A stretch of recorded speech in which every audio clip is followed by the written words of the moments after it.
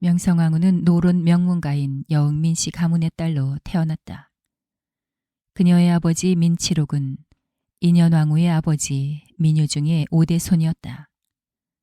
명성황후의 집안은 민유중의 제사를 주관하는 종가였으나 안타깝게도 손이 너무나 귀했다.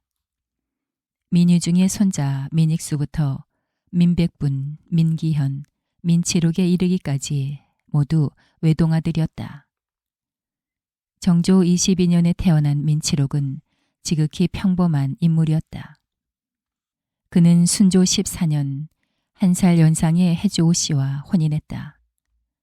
비록 오씨 부인에게서 아들을 얻지는 못했고 하나 낳은 딸도 일찍 세상을 떠났으나 오씨 부인의 친정은 민치록에게 든든한 울타리였다.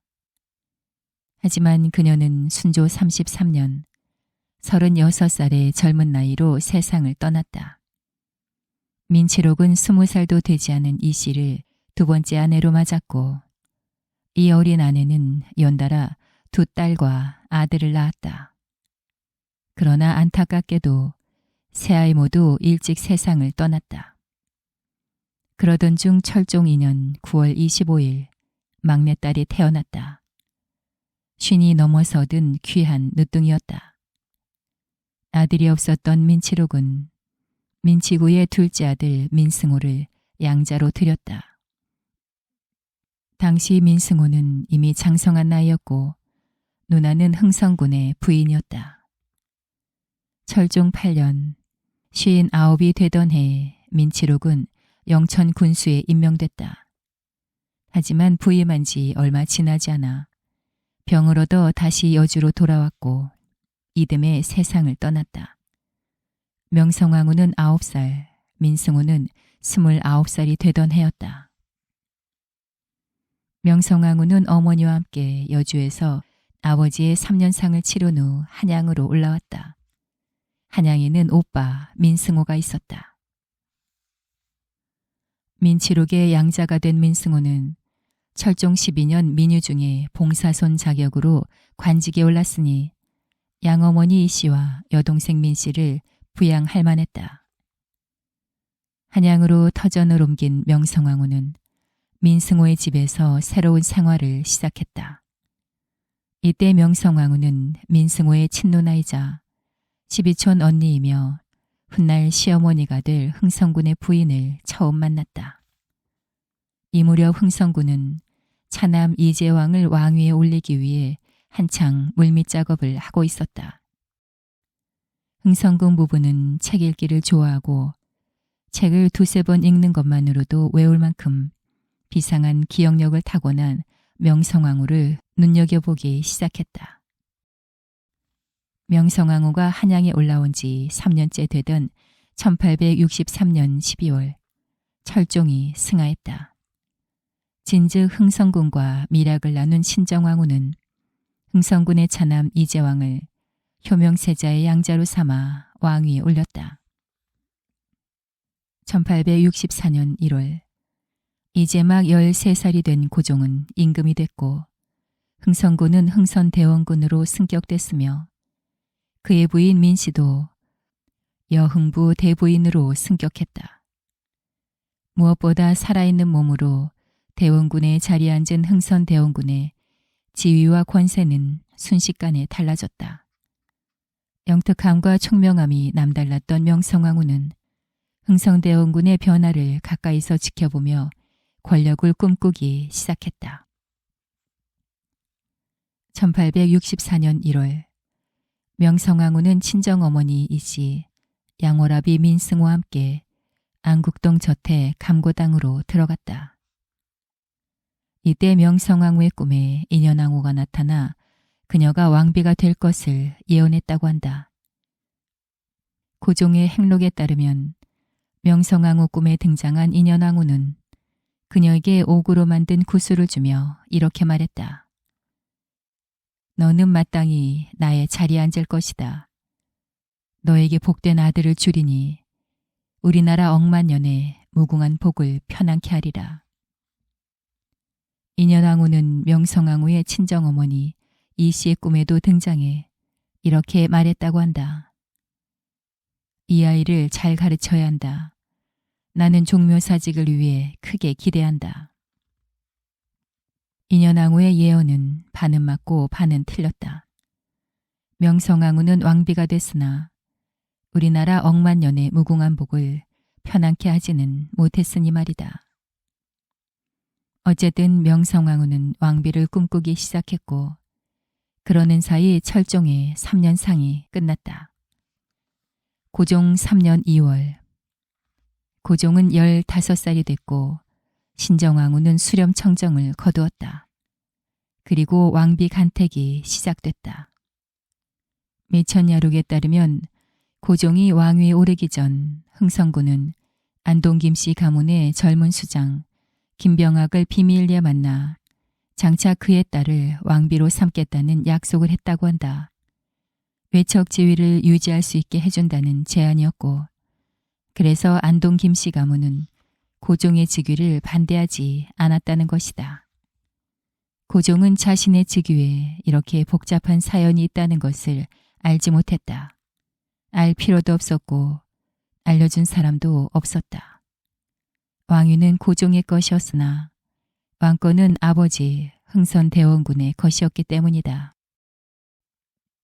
고종 3년 2월 25일 민치록의 딸과 김우군의 딸, 조면호의 딸 등이 초간택에서 뽑혔다. 이로써 안동 김씨 가문과 풍양 조씨 가문의 체면을 세워준 흥선대원군은 2월 29일 진행된 재간택에서 민치록의 딸을 왕비로 확정했다. 최종 간택이 진행된 3월 6일 민치록은 영의정에 추증됐고 그가 그토록 애지중지했던 늦둥이 막내딸은 고종의 왕비로 결정됐다. 같은 날 명성황후는 감고당에서 시댁 운영궁으로 거처를 옮겼다. 혼례를 치르기 전까지 왕비 수업을 받기 위해서였는데 이 역시 흥선대원군의 뜻이었다. 3월 21일 명성황후는 운영궁에서 고종과 가례를 올렸다. 고종과 명성황후의 결혼식은 흥선대원군의 권력을 보여주는 자리이기도 했다. 결혼식을 마친 고종과 명성황후는 가마를 타고 창덕궁으로 가서 첫날 밤을 보냈고 다음날 경복궁 인정전에서 신하들에게 축하를 받았다. 이로써 15살의 고종과 16살의 명성황후는 부부가 됐다. 혼례를 치를 당시 자신보다 9살이 많은 궁녀 이씨에게 푹 빠져 있었던 고종은 순종을 지킨다며 왕비를 멀리했다. 시어머니 신정왕후와 시숙모 철인왕후 그리고 흥선대원군 부부 모두 고종이 왕비를 냉대하는 것을 알았으나 방관했다. 신정왕후는 23살에 남편 효명세자를 잃고 40년 가까이 혼자 살았고 철종의 왕비 철인왕후도 27살에 과부가 됐다. 명성왕후는 감히 그녀들 앞에서 외롭다는 투정을 부릴 수 없었다. 명성왕후가 신혼의 달콤함 대신 외로운 나날을 보내던 고종 5년 윤 4월 창덕궁에서 사내아이 울음소리가 우렁차게 울려 퍼졌다. 궁녀 이씨가 고종의 첫 아들을 낳은 것이다. 이씨는 종사품 수건에 봉해졌다. 오랜만에 손자를 아는 대비들은 기뻐했고 궁에는 날마다 웃음꽃이 피어났다. 고종은 이씨 소생의 아들이 너무나 사랑스러운 나머지 원자로 삼고자 했다. 후궁의 아들이어도 원자로 봉해지면 왕위를 계승할 가능성이 컸다.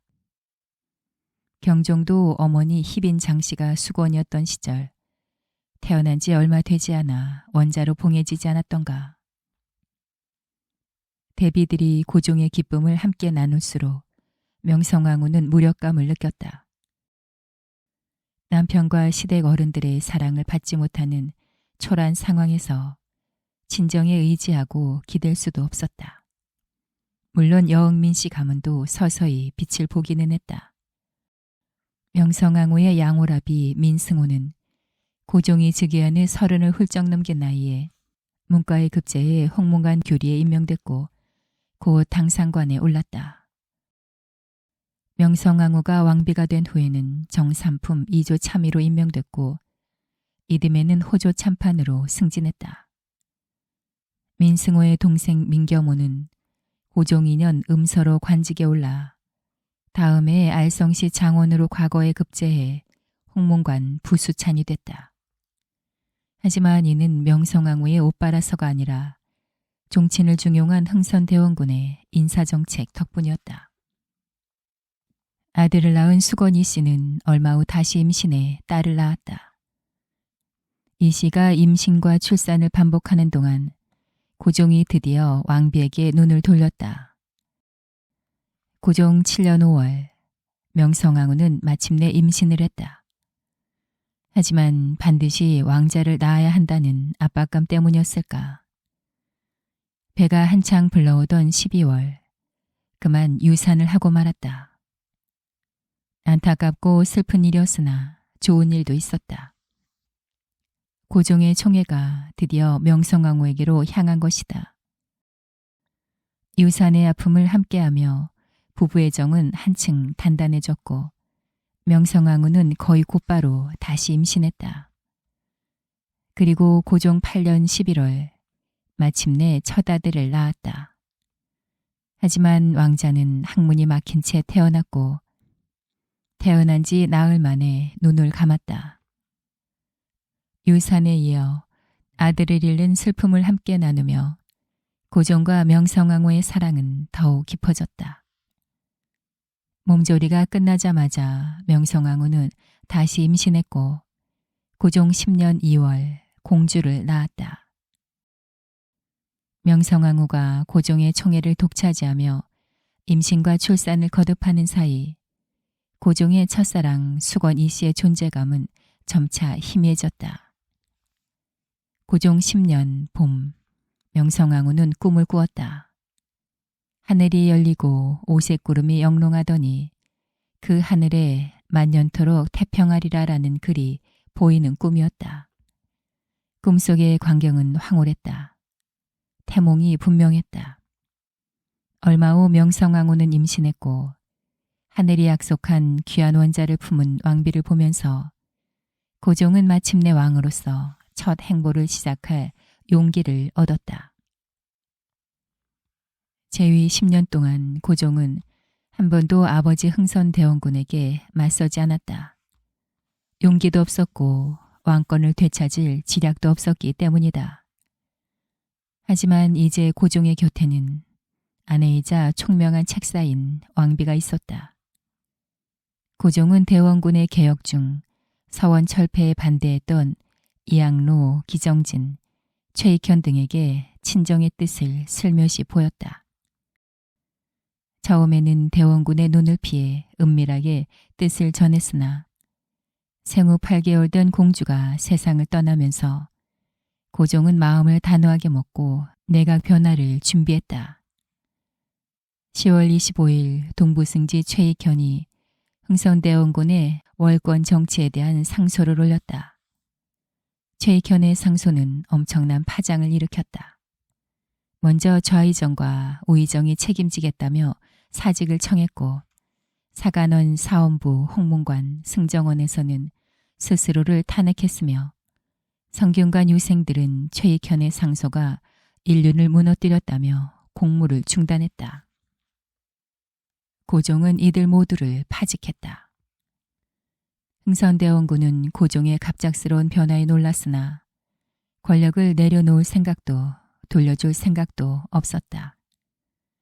권력을 휘두른 10년 동안 한 번도 고종의 의사를 묻지 않았던 그는 그제야 고종을 간절하게 만나고 싶었다. 설득하든 꾸짖든 만나서 이야기를 하고 싶었던 것이다. 하지만 이미 늦어버렸다. 고종은 운영군과 경복궁을 오가는 대원군 전용 출입문을 주저없이 닫아 걸었다. 이제 대원군은 고종의 부름을 받아야만 경복궁에 들어갈 수 있게 됐다. 고종 10년 11월 굳게 닫힌 경복궁 후문처럼 고종과 흥선대원군 사이도 닫힌 것이다. 11월 최익현은 서원의 복구를 주장하는 상소문을 다시 올렸다. 이때 고종은 태도를 바꿔 최익현의 상소에 나를 핍박하는 말이 있다며 그를 제주도에 유배했다. 대원군으로부터 최익현을 보호하기 위한 조치였으나 상소문에 고종의 심기를 거스르는 내용이 있는 것도 사실이었다. 최익현의 상소에는 최근 지나치게 먼 친척 자제를 양자로 들여 대를 잇고 있는데 이는 결코 자연스럽지 못하니 그말하는 내용이 있었다. 고종은 먼 친척인 익종의 양자가 되어 왕위에 올랐고 고종의 할아버지 남영군 또한 먼 친척인 은신군의 양자가 되어 출세를 보장받았다. 명성황후의 아버지 민치록도 먼 친척인 민치구의 차남 민승호를 양자로 들여 대를 잇지 않았던가. 최익현의 상소는 대원군 실각의 계기가 됐으나 정작 최익현은 고종의 어심을 정확히 읽지 못했다. 고종의 어심을 정확히 아는 사람은 왕비뿐이었다. 11월 5일 고종은 친정을 선언했고 다시는 최익현을 중용하지 않았다. 고종이 인사개편을 통해 새로운 정국을 구상하고 있던 12월, 갑작스러운 화재로 인해 경복궁에 있던 신정왕후의 처소 자경정과 인근 정각이 소실됐다. 경복궁 화재 이후 흥선대원군은 경기도 양주로 내려갔고 고종과 명성황후는 미련 없이 경복궁에서 나와 창덕궁으로 이어했다. 고종 11년 2월 8일 창덕궁에서 하늘이 점주해준 아들이 태어났다. 왕자는 건강했고 고종과 명성황후는 기쁨을 만끽했다. 20대 초반의 부부인 고종과 명성황후는 창덕궁에서 밤늦도록 연애를 즐기는 일이 많았다. 이들은 자정을 넘긴 시간까지 여흥을 즐겼고 이를 위해 특별한 절차 없이 수시로 입궐이 가능한 별입시라는 직책까지 만들었다. 이 별입시를 통해 고종과 명성황후는 청년들과 만나 연애를 함께 즐기며 정치 이야기를 나누었다. 훗날 일제의 국권을 빼앗긴 후에도 끝까지 고종의 편에서 활약한 이용익, 이범진, 김가진, 정병하, 한규설 등이 이때 창덕궁을 드나들던 별입시 출신들이다.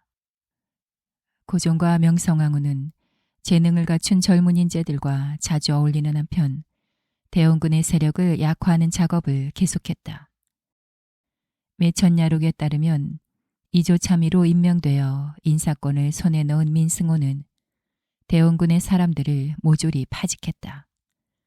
덕분에 고종과 명성황후는 빠른 속도로 중앙과 지방에 자신의 사람들을 심을 수 있었다. 민승호는 점점 힘이 생겼고 고종과 명성황후의 신임을 받으며 승승장구했다. 민승호는 고종의 처남이기도 했으나 대원군의 처남이기도 했다.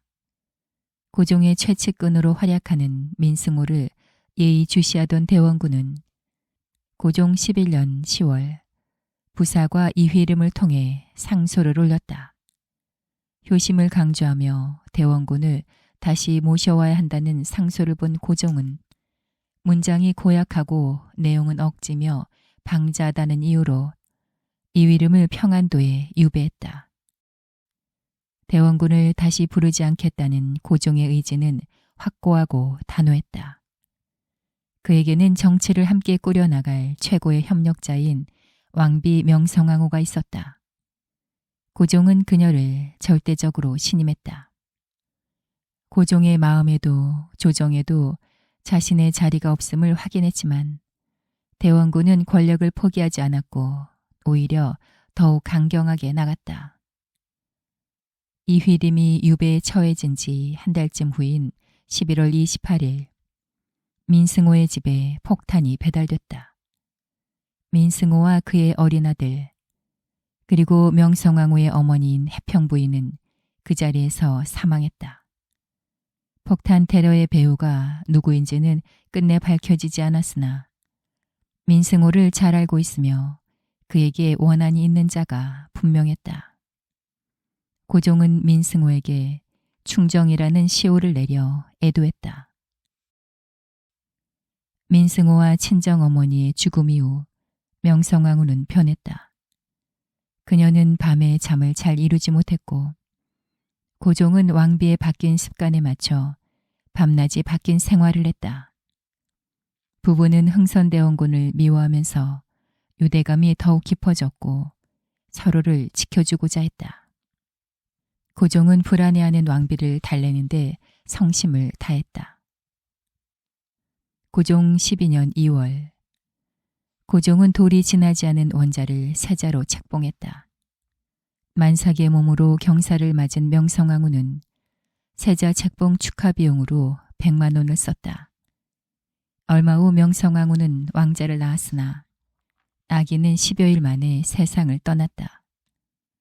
명성황후는 고종과의 사이에서 사남 일녀를 낳았으나 결국 살아남은 것은 세자뿐이었다. 아이들이 자꾸 요절하자 명성황후는 세자의 건강에 집착해 세자의 건강을 위해 자주 구판을 벌이는 등 무속에 빠져들기도 했다. 고종과 명성황후가 사적으로 사용하는 돈은 보통 왕의 공식적인 비자금이라 할 수 있는 내탕금에서 충당했다. 하지만 결코 뇌물을 마다하는 임금이 아니었던 고종은 뇌물을 주는 관리들을 단속하기는커녕 오히려 기뻐했고 금액을 비교해 충성 정도를 가려내기도 했다. 명성황후의 인척들이 권력을 장악한 것을 두고 왕비의 입김 때문이라고들 하지만 사실 여흥민 씨 일가의 파격적인 과거급제와 승진은 고종이 즉위하면서부터 시작됐다. 즉 그들을 키운 것은 흥선대원군이었다. 민씨 가문에 권력을 준 사람은 흥선대원군이었으나 그 권력을 마음껏 휘두르게 해준 사람은 고종과 명성황후였다. 고종 부부는 뇌물의 정도에 따라 벼슬을 주거나 승진시켰다. 매관 매직이었다. 왕과 왕비가 이렇다 보니 민씨 일족을 비롯한 관리들의 기강도 순식간에 흔들렸다. 하지만 왕비에게 중요한 것은 자신의 영달과 마음의 평온, 그리고 이를 위한 재물뿐이었다. 민승호와 그의 아들이 폭사한 후 고종과 명성황후는 민태호의 아들 민영익을 민승호의 양자로 삼았다. 민승호의 양자로 갔을 때 15살이었던 민영익은 명성황후의 전폭적인 지지를 받았고 3년 후인 고종 14년 문과에 급제해 관직에 나온 후 파격적인 승진을 거듭했다. 고종 19년에는 민태호의 딸이자 민영익의 여동생이 세자빈으로 간택되면서 민영익은 겨우 20살의 나이로 여흥민씨 가문의 수장이 됐다. 매천야록에 따르면 민영익은 하루 3번 입궐했고 집으로 돌아오면 뇌물을 들고 찾아온 손님이 가득했다고 한다. 하지만 부귀영화와 권력이 조금도 아쉽지 않았던 민영익은 뇌물을 주는 사람이 아니라 자신이 원하는 사람들과 어울렸다. 홍영식, 김옥균 등 개화파였다. 고종 11년 청나라는 고종에게 일본을 막기 위해 미국, 프랑스와 수교할 것을 조언했다. 당시 신하들은 반대했으나 개화를 염두에 두고 있던 고종과 명성황후는 고민했다. 먼저 고종은 오래전 단절된 일본과의 국교를 재개했으나 결과는 좋지 않았다. 고종 12년 운요 사건으로 인해 조선은 일본과 불평등한 수호조약인 강화도 조약을 체결했다. 문호 개방 이후 조선을 방문한 일본과 서양의 사절들은 깜짝 놀랐다. 강력한 쇄국 정책 기간 동안 막연하게 조선을 운둔의 나라, 다친 나라라고 생각했던 이들은 고종과 명성황후가 나란히 앉아 국정을 논하는 평등한 모습에 당황했다. 고종은 왕비의 의견을 존중했고 그녀의 발언에 귀를 기울였는데 이는 일본은 물론 서양 사절들에게도 매우 낯선 모습이었다. 이 낯선 모습은 고종이 왕비의 꼭두각시라는 소문이 되어 퍼져나갔다. 고종 17년 제2차 수신사 일행이 귀국하자 고종과 명성황후는 곧바로 군사개혁에 착수했다. 최익현은 도끼를 짊어지고 상경에 개화 반대 상소를 올렸고 유생들도 한 목소리로 개화를 반대했다. 그럼에도 명성황후는 흔들리지 않았고 그녀의 단호함은 고종에게 큰 힘이 됐다. 개혁에는 돈이 끝도 없이 들었다. 또한 신식무기를 갖추고 일본 교관에게 훈련받는 별기군의 우대이면엔 1년 이상 월급을 받지 못한 구식군인들이 있었다. 고종 19년 6월 초 호남의 세곡선이 한양에 도착하자 고종과 명성황후는 구식군인들에게 일단 1개월치 봉급을 쌀로 받아가도록 했다. 그동안 군인들의 봉급을 빼돌려온 선해청 제조 민겸호는 모래와 겨가 섞인 쌀을 지급했고 분노한 군인들은 민겸호의 집으로 쳐들어갔다. 이들은 곡식들이 가득 찬 창고를 보자 눈이 뒤집혀 민겸호를 때려 죽이고 그의 집을 부순 뒤 창고에 불을 질렀다.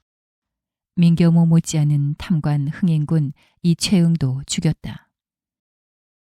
악인을 처벌한 군인들은 흥분의 별기군 소속의 일본 교관마저 죽이고 일본 공사에 불을 질렀다.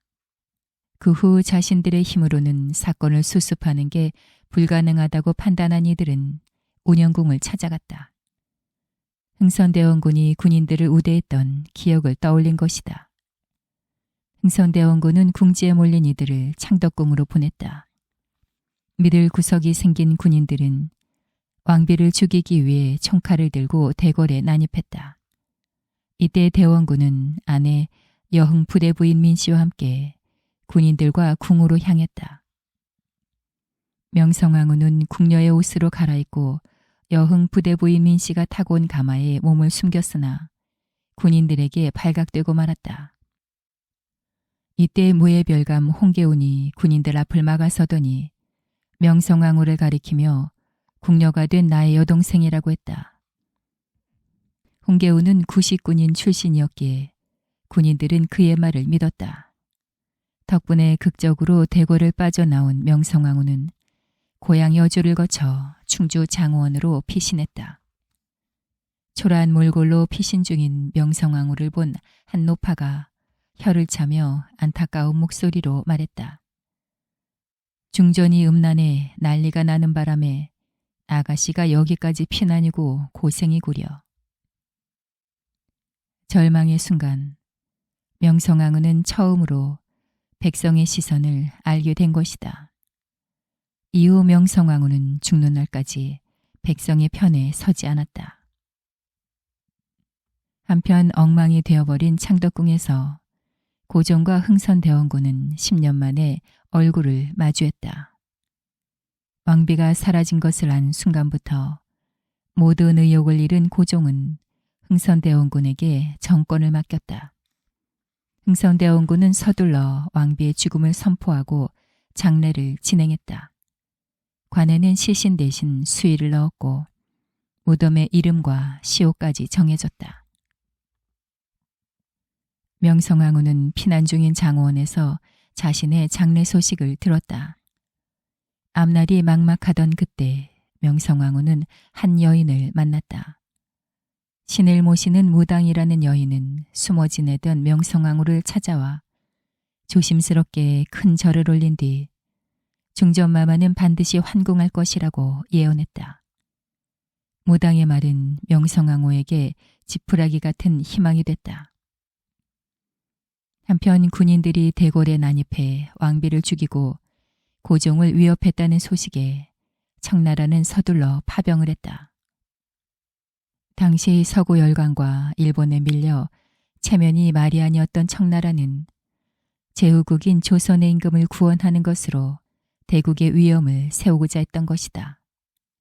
이는 서구 열강과의 전쟁이나 일본과의 정면 충돌에서 승리하는 것보다 훨씬 간단한 일이었다.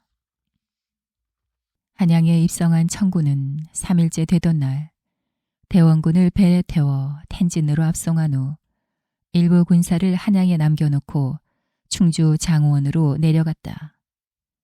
명성황후는 청나라 군사들의 호위를 받으며 창덕궁으로 돌아왔는데 이때 그녀의 곁에는 황궁을 예언한 무당이 함께 있었다. 한편 일본은 청나라에서 군사를 파병해 사건을 수습했다는 것에 당황했다. 청나라는 왕과 왕비에게 생명의 은인이었고 흥선대원군이 텐진에 있는 동안 조선의 내정에 깊숙이 간섭할 수 있게 된 것이다. 한 발 늦은 일본은 조선에 강력한 피해 보상을 요구했다. 제물포항에 정박한 일본 군함위에서 피해 보상 회담이 진행됐는데 일본은 사망한 일본 교관의 장례를 융숭하게 치르고 피해자의 유족과 부상자에게 5만 원을 지급할 것과 매년 10만 원씩 5년 안에 50만 원을 배상할 것, 대관을 특파하고 국서를 보내 사죄할 것 등을 요구했다.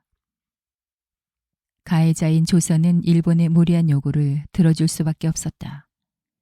일명 제물포 조약을 체결한 후 고종과 명성황후는 박영효, 김옥균, 민영익 등 개화파 관리들을 일본에 사죄사로 파견했다. 이무군란 이후 고종과 명성황후의 개화 정책은 정체를 맞았다.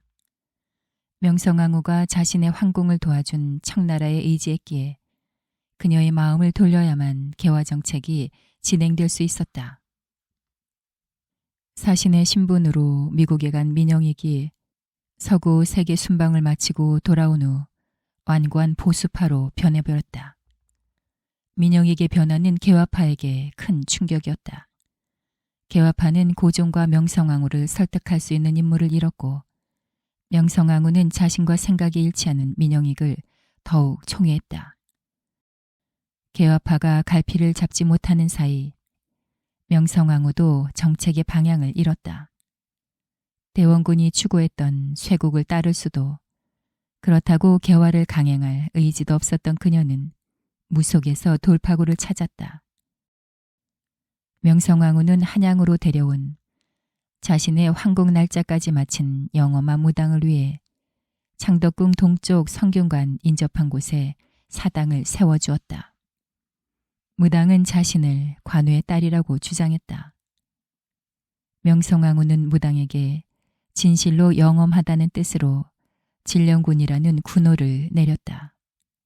왕족도 아닌 무당이, 그것도 여성의 군호를 받은 것은 조선 건국 이후 처음이자 마지막이었다. 죽음의 고비를 겪은 명성황후는 의심과 두려움이 많아졌다. 청나라가 태도를 바꿔 흥선대원군이 돌아올까 두려웠고 일본이 또 무엇을 요구할지 두려웠으며 백성들의 시선과 배신이 두려웠다. 미래가 불확실할수록 명성황후는 진령군에게 의지했다. 진령군은 명성황후의 두려움을 풀어주고 그녀가 듣고 싶은 말을 해주는 사람이었다. 만약 세간에 알려진 것처럼 명성황후가 청나라 군대를 이용해 흥선대원군에게 반격을 가하고 환궁에 성공할 정도의 정치 감각을 지녔다면 무당 진령군의 말에 그토록 집착하지 않았을 것이다. 스스로 난국을 헤쳐나갈 지혜를 갖춘 리더가 무속에 의존했을 리가 없다.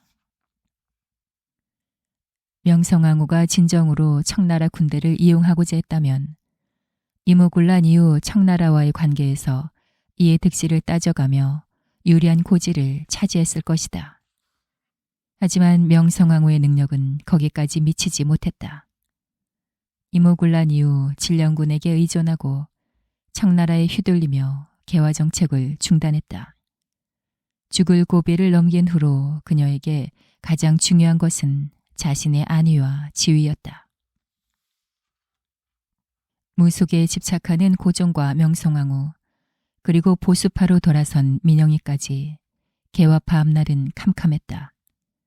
개화파의 수장 김옥규는 민영익을 설득하고자 했으나 그럴수록 사이가 멀어졌다. 고종 20년 김옥규는 차관을 얻기 위해 일본에 갔다. 그러나 일본은 시간만 끌고 끝내 차관을 주지 않았다. 고종과 명성황 후 민영익은 빈손으로 귀국한 김옥균을 보며 실망했다. 김옥균은 고종과 독대하고자 했으나 고종은 항상 명성황후와 동석했다. 고종을 설득하는 데 실패한 김옥균의 선택은 쿠데타였다. 고종 21년 개화파의 쿠데타 결행 날짜가 결정됐다. 거사 실행일은 오정국이 개국하는 날이었고 장소는 이를 축하하는 연회였다. 이날 연회에 참석한 이들은 청나라에서 추천한 독일 출신 외교고문 윌렌 도르프를 비롯해 청나라, 미국, 영국, 일본 공사 등이었다. 김옥균은 그중 일본과 거사 계획을 공유하고 있었다. 밤 10시 오정국 북쪽 민가에서 폭탄이 터졌다. 원래대로라면 창덕궁녀 별궁에 불을 지르려 했으나 폭탄이 불발되는 바람에 부득이 민가에 불을 지른 것이다. 가장 먼저 희생된 사람은 폭탄 소리와 치솟는 불길을 보고 놀라서 뛰어나가던 민영익이었다. 칼을 맞은 민영익은 연회장에서 쓰러졌고 축하연은 아수라장이 됐다. 김옥균 등은 곧바로 고종과 명성황후가 있는 창덕궁으로 달려가 일본에게 도움을 청하라고 협박한 뒤 경우궁으로 거처를 옮기도록 했다. 명성황후는 일이 어떻게 진행되는지 알 수가 없었다. 얼마 전까지 김옥균이 고종의 신뢰를 회복하기 위해 전전긍긍했던 것을 알기에 그가 쿠데타를 일으킬 것이라고는 생각지 못한 것이다. 하지만 이튿날 새벽 위조된 왕명을 듣고 경호궁으로 입궁한 민태호, 민영모, 조영아 등이 눈앞에서 처참하게 살해당하자 그제야 정신이 번쩍 들었다. 고종과 명성황후는 자신들을 보호한다던 일본 군사들이 실은 도적이나 다름없다는 사실과 개화파가 이들과 손을 잡았다는 사실을 알고는 분노했다.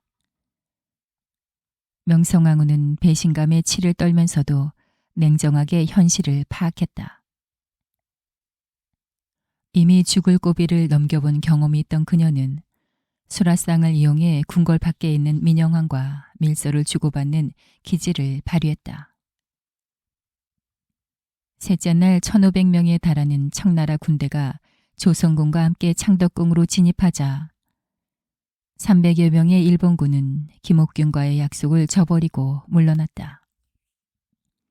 김옥균은 고종에게 일본으로 망명해 후일을 도모하자고 설득했으나 고종은 거절했다. 고종과 명성황후를 인질 삼아 정변을 일으킨 개화파에게 남은 것은 영모죄로 처형되는 것뿐이었다. 김옥균은 간신히 창덕궁을 탈출해 일본으로 망명했다. 이것이 바로 3일 천하로 끝난 갑신정변이다. 갑신정변 이후 명성황후는 현실보다 미래에, 정치보다 권력에 집착했다.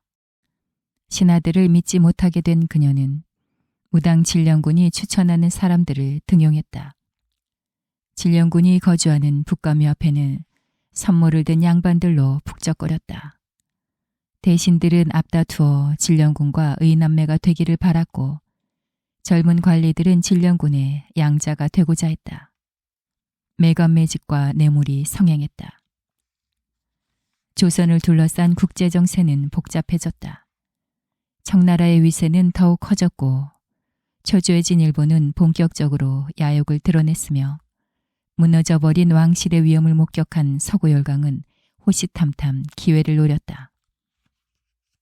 고종 22년 3월 이모군란과 갑신정변으로 이미 2차례 조선에서 대치한 청나라와 일본은 조선을 두고 자기들끼리 조약을 체결했다. 이를 텐진 조약이라고 하는데 청일 양국 군대는 조선에서 동시 철수하고 조선의 변란이나 중대한 사건이 발생하면 동시에 파병한다는 내용이었다. 조약 체결 후 청나라와 일본은 조선에서 군대를 철수했다.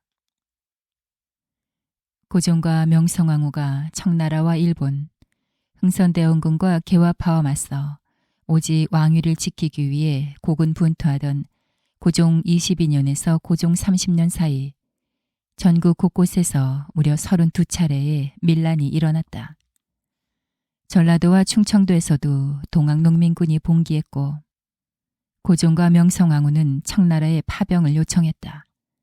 하지만 이는 성급한 판단이었다. 두 번째 전투에서 관군이 대승을 거두었고 처음부터 역도가 되는 것을 원치 않았던 동민군은 패정개혁안을 제시하고 전주성에서 물러났고 관군은 이를 수렴했던 것이다.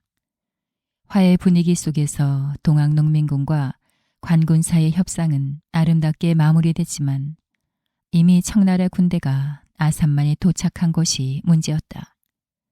청나라가 군대를 파병하자 일본은 텐진 조약을 근거로 재빨리 한양에 군사를 파견했다.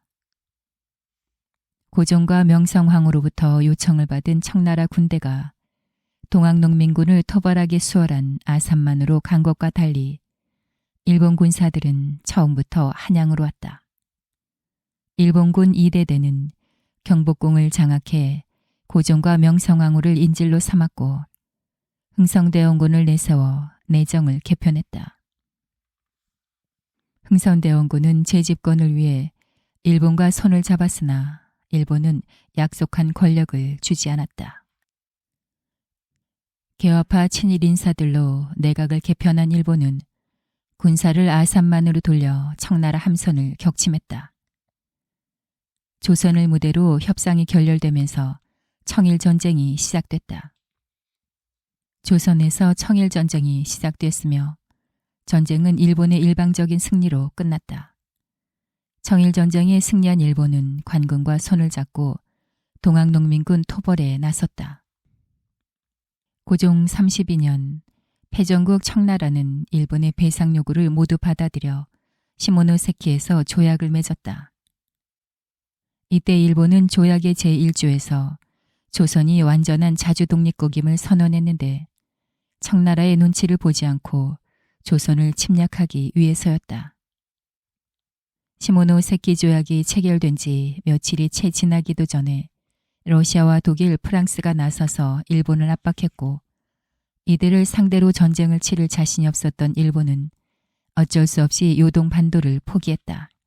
이른바 삼국 간섭이었다.